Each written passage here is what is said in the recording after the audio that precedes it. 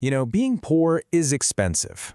That sounds completely backwards, doesn't it? But stick with me, because by the end of this, you're going to see exactly how you might be getting robbed your entire life by a thief you can't even see.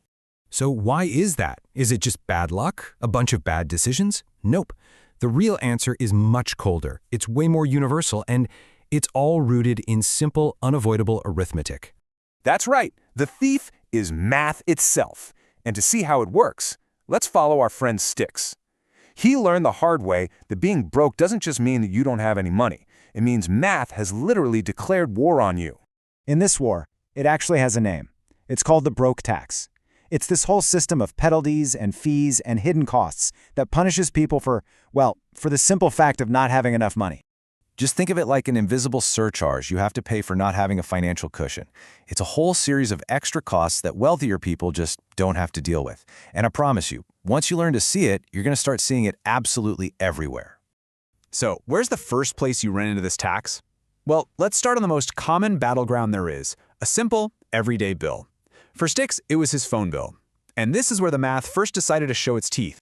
All right, so Styx's $50 phone bill was due. He had exactly $47 in his account. Payday, still 3 days away. That tiny delay, it triggered a $35 late fee. Bam! His bill is now $85, but his next check has to cover rent and food first, so the bill gets pushed again. Guess what? Another $35 fee. All of a sudden, his $50 bill has ballooned to $120. So just look at this number. Because Styx was just a few dollars short at the very beginning, he ended up paying 140% more. That is the broke tax in action. It's a direct financial penalty for the crime of not having enough cash on one specific Tuesday. And the problem definitely escalates from here. Those late fees, they're just the opening shots. The banking system itself has its own set of mathematical traps just waiting for you. Okay, check this out. Here's how banks can legally play with the math. Statix has $12 in his account. He buys a $4 coffee, then a $9 lunch.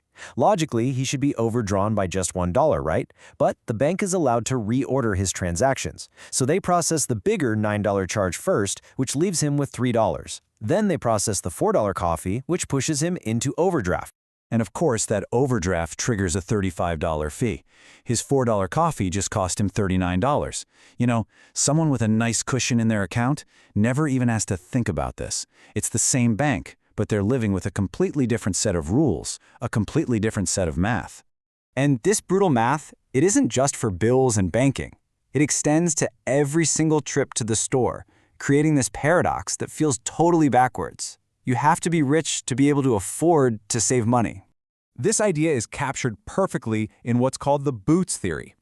A wealthy man can afford a $50 pair of boots that's going to last him for 10 years. A poor man can only afford a $10 pair that he has to replace every single year. So, as you can see, over that decade, the rich man spends $50, the poor man, he spends $100, and he still ends up with wet feet. And look, this isn't just a clever observation from the author Terry Pratchett. It's a fundamental law of the broke tax. It applies to everything, from toilet paper to car repairs. Being forced to buy cheap today means you are guaranteed to pay double or even triple tomorrow. But the broke tax drains way more than just your wallet. It takes something from you that you can never, ever get back, your time. And honestly, this might be the most insidious part of the whole equation. So since Styx can't afford a reliable car, he's got to rely on public transport. His commute to work is 2 hours each way. That's 20 hours a week. Just gone. A wealthier person with a car, maybe they have a 30-minute commute, which adds up to just 5 hours a week.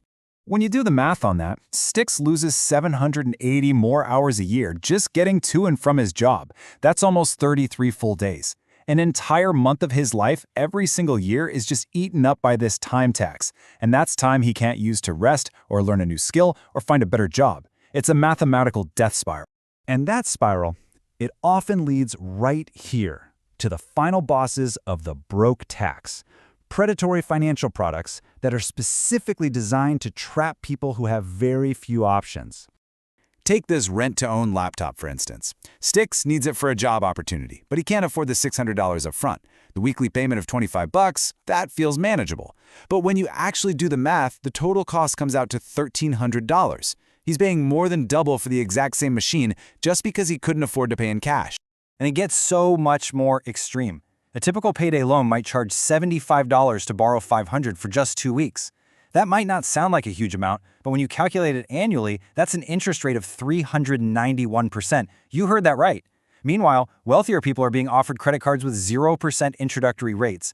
It is literally two different financial worlds. So yeah, the system seems rigged. The math feels totally unbeatable. And it is hard, don't get me wrong, but it's not impossible.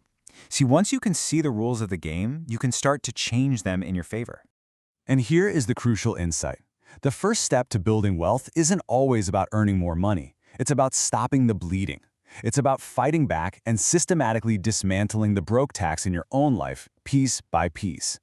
Sticks started small. He fought one battle at a time. He hunted for a bank with no monthly fees. He set up automatic payments to kill those late fees for good.